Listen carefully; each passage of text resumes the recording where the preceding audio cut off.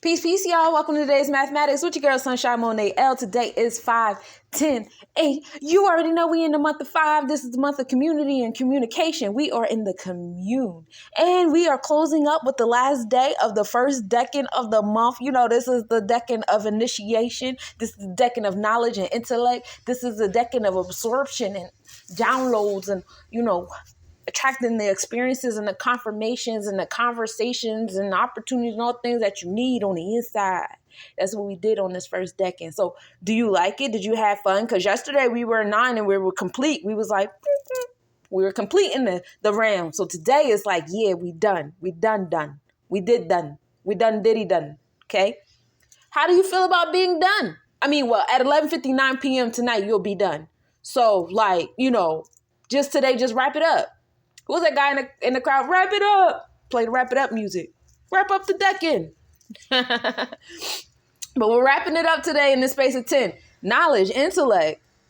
I guess I would be repeating myself. I don't read from a script when I do this shit. I really be downloading. And then I have a moment where I try to consciously think and it'd be like, don't consciously think about it because you're just going to repeat what you just subconsciously downloaded. And so it's really no point in me even thinking. We just going to sit here and be a vessel. You feel me? So that's what 10 is all about. It's about knowledge in the cipher. Ashe, this is a space of completion. You putting that together with the month of 5, what that bring you? It'll bring you 6. We dealing with our health, wellness, daily routine, our habits, our moral integral code, what you'd usually be doing every day and how it's affecting you. So, how you teach, how you learn, how you listen, how you speak. Now, if you really pay attention to this 5 in the first decan, what did you learn? What did you teach? Has your moral and integral code expanded or decreased? What's going on, buddy? Let's talk about it. We're in the space of community and you have to communicate in order to attract the community you want. And you have to communicate to maintain the community that you want. So how's it going with that? 6 deals with Virgo energy. That's the 6th house energy. This is the number of equality. This is the implementation of your power and your truth and stuff like that. And the life that you're creating with it, right? You already know we're in the year 8. This is the year of transformation, death and rebirth, empowerment, enforcement of your internal Mayat. This is Hera Kahudio in the 5th sphere of the tree of life. We love it here. We are in strategic realms. We're playing chess now. With our armor on. This is a space of birthrights. A lot of you guys getting into contracts and bonds and stuff and what your birthright is like and what your lineage is like. A lot of y'all getting into the conspiracy theories and the validities of them in the occultism realm and the gossiping and the telling of the secrets. Some of you guys are getting into your power as you get into your past lives and things like that. And you learn who you are and what you come from and what you now own. So all this thing is all in the year 8. This is the year of the dragon. We love it here. So you bring that 6 and 8 together, that brings you to 14, 1 and 4. You got the knowledge with the cultural energy, right? So now we are implementing our knowledge. We are creating with the knowledge that we've gained in this first decan of the month. We're creating a new cornerstone.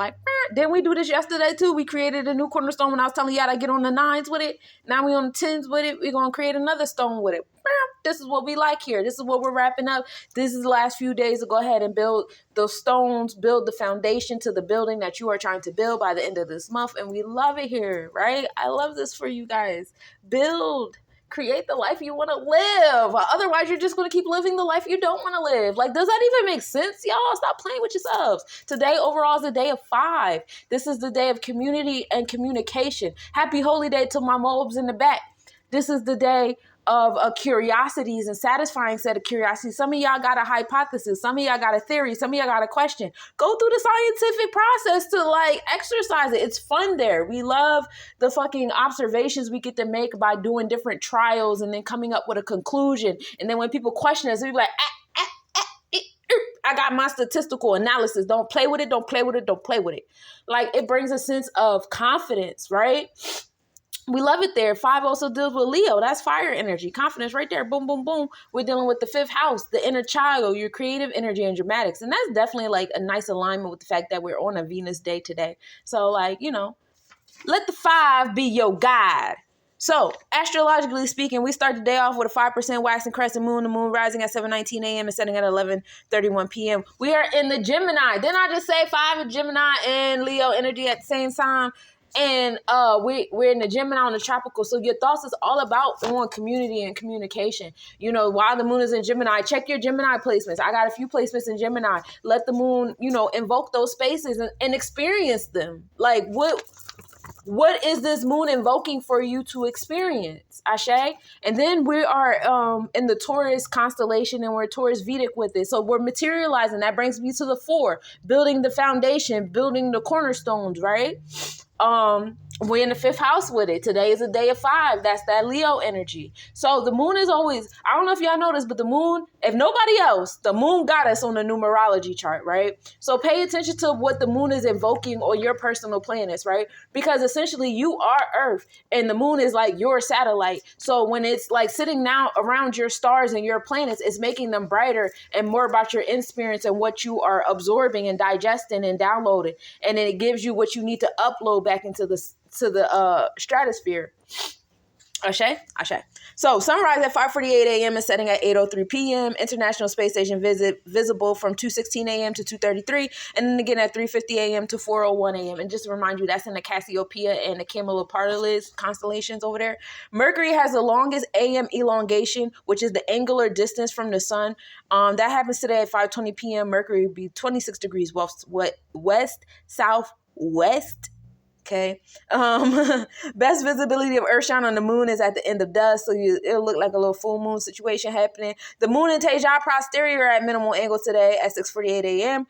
The moon will be 5.2 degrees north, conjunction at 7:17 a.m. The moon will be 5.2 degrees north, and we'll be able to observe that at 10:48 p.m. with an 8.1 degree northwest separation. So we are still in the Hyades area of the Taurus constellation, looking at the horns of the bull. Ashe. While we are in the Taurus constellation, and we love it there. We love it there. You know, let your heart be your guide. Taurus and 5th house deal with your heart chakra, and we know the heart chakra is the vibration, and the vibration creates the connections, right? So pay attention to your heart chakra because your heart is a big sensor here.